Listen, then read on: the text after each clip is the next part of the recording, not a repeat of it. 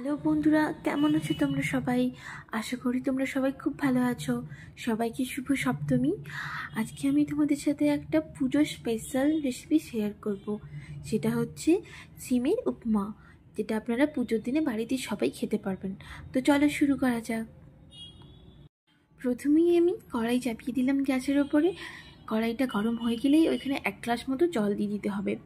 জলটা গরম হয়ে গেলেই ওর মধ্যে সামান্য 1 চামচ তেল দিয়ে সিমেইটা 1 মিনিটের মতো ফুটিয়ে নেব।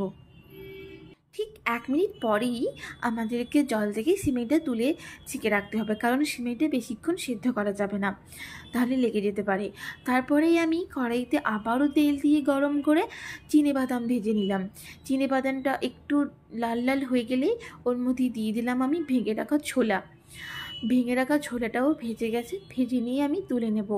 আবার ওই একই তেলের মধ্যে গোটা সর্ষের দানা ফোড়ন দিয়ে দেব।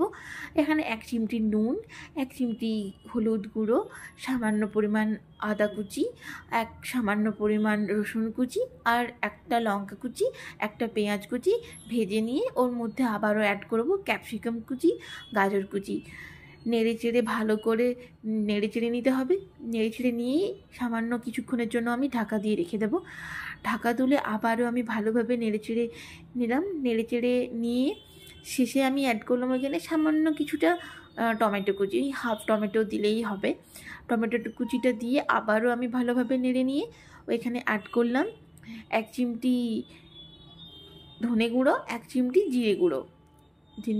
জিরে গুঁড়োটা দিয়ে ভালো করে নেড়ে চেড়ে আবার আমি ওইখানে অ্যাড করে দিলাম সিমইটাকে অ্যাড করে দিয়ে ওইখানে চিনেবাদাম আর ছোলা ভাঙাটাকে আবারও আমি মিশিয়ে দিলাম।